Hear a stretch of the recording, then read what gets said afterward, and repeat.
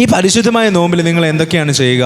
സാധാരണ എന്തൊക്കെയാണ് ചെയ്യുക?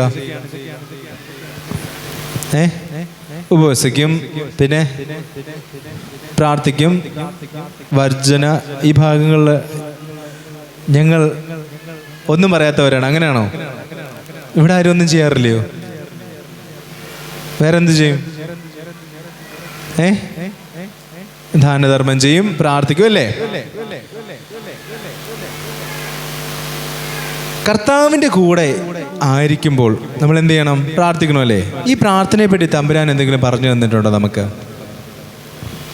നീ ഇങ്ങനെ പ്രാർത്ഥിക്കണമെന്ന് ആരോടെങ്കിലും പറഞ്ഞു തന്നിട്ടുണ്ടോ?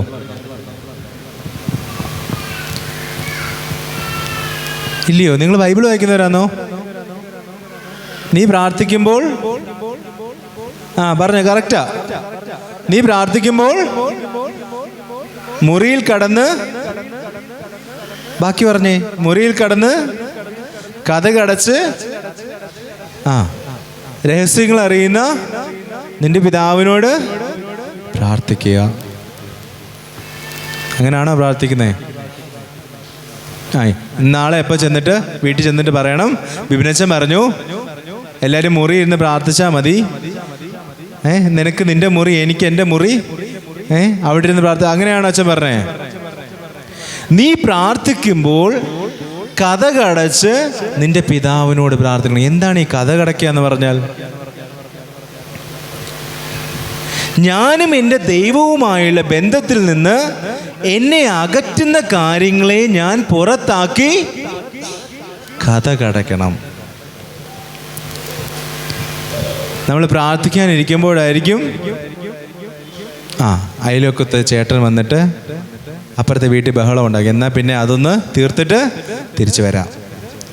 നമ്മൾ പ്രാർത്ഥിക്കാനായിട്ട് ഇരിക്കുമ്പോഴായിരിക്കും വാട്സപ്പിൽ ഒരു മെസ്സേജ് വന്നിട്ടുണ്ടോ എന്നൊരു സംശയം തോന്നുന്നു, നോക്കിയിട്ട് വരാം. നമ്മൾ പ്രാർത്ഥിക്കാനിരിക്കുമ്പോഴായിരിക്കും നാളത്തേനുള്ള മലക്കറി വാങ്ങിച്ചിട്ടില്ലല്ലോ എന്നൊരു സംശയം, നമ്മൾ വീട്ടിൽ നിന്ന് ഇറങ്ങിപ്പോകുന്നു. നിന്റെ ദൈവവുമായുള്ള ബന്ധത്തിന് വിള്ളൽ വരുത്തുന്ന, നിന്നെ മാറ്റി നിർത്തുന്ന കാര്യങ്ങളിൽ നിന്ന് എന്ത് ചെയ്യണം? നീ അവയെ പുറത്താക്കി കതകടക്കണം.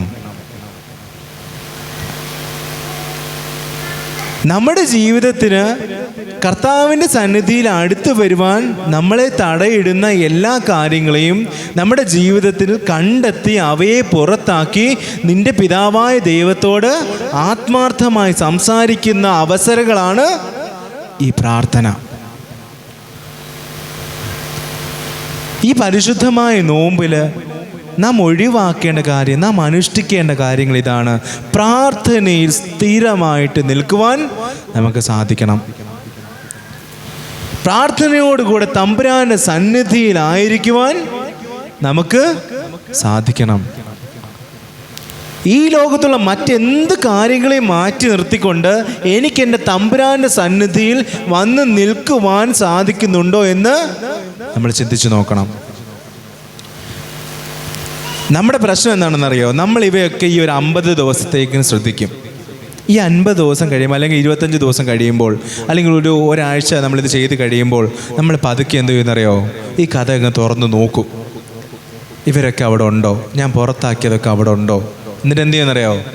കുഴപ്പമില്ല, ഇനി 50 ദിവസം 50 നോമ്പ് വരുമല്ലോ, അന്ന് ഞാനത് ശരിയാക്കിക്കോളാം.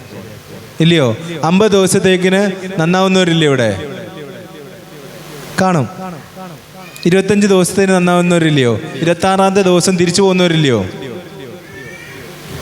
പ്രിയമുള്ളവരെ, പരിശുദ്ധ നോമ്പിൽ നമ്മൾ നേടിയെടുക്കുന്ന ചില കാര്യങ്ങൾ, അതിൽ സ്ഥിരമായിട്ട് നിൽക്കുവാൻ നമുക്ക് സാധിക്കണം. നമ്മുടെ പ്രാർത്ഥനകൾ കർത്താവിൻ്റെ സന്നിധിയിൽ അവനെ നോക്കിയിരിക്കുന്ന അവസരങ്ങളായിരിക്കണം. പണ്ടൊരാൾ കർത്താവിനെ നോക്കിയിരുന്നപ്പോൾ പരാതി പറഞ്ഞു, കർത്താവേ, ഇവള് നിന്നെ നോക്കിയിരിക്കുക, എന്നെ സഹായിക്കുന്നില്ല. ആരാ പറഞ്ഞേ? മാർത്ത പരാതി പറഞ്ഞല്ലേ? കർത്താവേ, അവൾ എന്നെ വിട്ടിട്ട് മറ്റുള്ള ജോലികളൊന്നും ചെയ്യാതെ നിന്നെ മാത്രം നോക്കിയിരിക്കുക. അവളോട് പറയുക എന്നെ വന്ന് സഹായിക്കാൻ. അപ്പൊ തമ്പുരാൻ എന്താ പറഞ്ഞേ? മാർത്ത, മാർത്ത, നീ എന്തിന് നീ ഉത്കണ്ഠാകുലയും അസ്വസ്ഥയുമായിരിക്കുന്നു. ബാക്കി പറ. മറിയം, ബാക്കി പറ, നല്ല ഭാഗം തിരഞ്ഞെടുത്തിരിക്കുന്നു. ഈ നല്ല ഭാഗത്തിൻ്റെ തിരഞ്ഞെടുപ്പാണ് കർത്താവിൻ്റെ വചനത്തെ, കർത്താവിൻ്റെ ഒപ്പം അവൻ്റെ പ്രാർത്ഥനയിൽ നമ്മൾ ആയിരിക്കുമ്പോൾ നമ്മുടെ ജീവിതത്തിൽ സംഭവിക്കുന്നത് ഇതാണ്. ഈ നല്ല ഭാഗത്തിൻ്റെ തിരഞ്ഞെടുപ്പാണ് സംഭവിക്കുന്നത്. പ്രാർത്ഥനയോട് സംഭവിക്കേണ്ടത് ഇതാണ്. നിന്റെ ദൈവവുമായ കർത്താവിനോടൊപ്പം അവൻ്റെ പാദാന്തികത്തിൽ ഇരിക്കുന്ന അവസ്ഥയാണ് പ്രാർത്ഥന. നമ്മുടെ ചില പ്രാർത്ഥനകൾ സംഭവിക്കുന്നത് ചില സമയങ്ങളിൽ ചില വാശി പിടിക്കില്ല. നമ്മുടെ പ്രശ്നം എന്താണെന്നറിയോ? നമ്മൾ പ്രാർത്ഥിച്ചാൽ, ഇന്ന് പ്രാർത്ഥിച്ച നാളെ നടക്കണം, ഇന്ന് പ്രാർത്ഥിച്ച നാളെ എനിക്കത് അതിൻ്റെ പലിശയും ചേർത്ത് കിട്ടണം. ആണോ? ഞാൻ 2 മെഴുകുതിരി കത്തിച്ച 4 മെഴുകുതിരിയുടെ പ്രയോജനം എനിക്ക് നാളെ ഉണ്ടാവണം. 10 ദിവസം നമ്മൾ മെഴുകുതിരി കത്തിക്കും. 11ാമത്തെ ദിവസം പറയും, എന്താ പറയും? ഇനി ഞാൻ പ്രാർത്ഥിക്കുന്നുമില്ല, കത്തിക്കുന്നുമില്ല, നിനക്ക് നിന്റെ വഴി, എനിക്ക് എൻ്റെ വഴി. നമ്മുടെ പ്രാർത്ഥന അത്രേ ഉള്ളൂ. 10 ദിവസത്തെ 10 മെഴുകുതിരിയുടെ ബലത്തിലാണ് നമ്മുടെ പ്രാർത്ഥന ഇരിക്കുന്നത്. അച്ഛനൊരു ഉദാഹരണം പറഞ്ഞുതരാം. നമ്മുടെ പ്രാർത്ഥനയെ പറ്റി ഒരു ഉദാഹരണം പറഞ്ഞുതരാം. നമ്മളിവിടെ ഒരു വിളക്ക് കത്തിച്ച് വെക്കുമെന്ന് വിചാരിച്ചോ. ഇവിടെ ഒരു വലിയ വിളക്ക്, ഇവിടെ ഏറ്റവും പ്രായം കുറഞ്ഞൊരു കുഞ്ഞുണ്ടെന്ന് വിചാരിച്ചോ. 1 വയസ്സേ ഉള്ളവന്. പുറകിലിരിക്കുന്ന ഏതെങ്കിലും കുഞ്ഞെന്ന് വിചാരിച്ചോ. അവനിവിടെ അപ്പൻ്റെ മടിയിരിക്കുക. അവൻ ഒരേ വാശി, അവൻ ഈ തിരിയെ പിടിക്കണം, അവന് ഈ തിരിയെ പിടിക്കണം, ഒരേ വാശി. കരഞ്ഞ് ബഹളം ഉണ്ടാക്കി, കരഞ്ഞ് ചുമന്ന് കണ്ണുനീരൊക്കെ വന്ന് കണ്ണൊക്കെ ചുമന്ന് ഏങ്ങലടിച്ചിരിക്കുക. ഒരേ വാശി, ഈ തിരിയെ 2 കൈ കൊണ്ട് പിടിക്കണം. വിടട്ടെ, വിടട്ടെ, നിങ്ങൾ പറ. കരച്ചിൽ മാറുമല്ലോ അവൻ്റെ. കൈ അഴിച്ചു വിട്ട് അവൻ്റെ കരച്ചിൽ മാറും. വിടട്ടെ. എന്താ? കൈ പൊള്ളു അല്ലേ? കൈ പൊള്ളിയാൽ ഇപ്പം അവൻ കരയുന്നതിൻ്റെ ഇരട്ടി അവൻ 2 ആഴ്ചയെങ്കിലും അവൻ കരയേണ്ടി വരും. പ്രിയമുള്ളവരെ, ചില സമയങ്ങളിൽ തമ്പുരാൻ ഇങ്ങനെ നമ്മളെ പിടിച്ചു വച്ചിരിക്കുക. ദൈവം നമ്മളെ ഇങ്ങനെ ചേർത്ത് നിർത്തിയേക്കുക.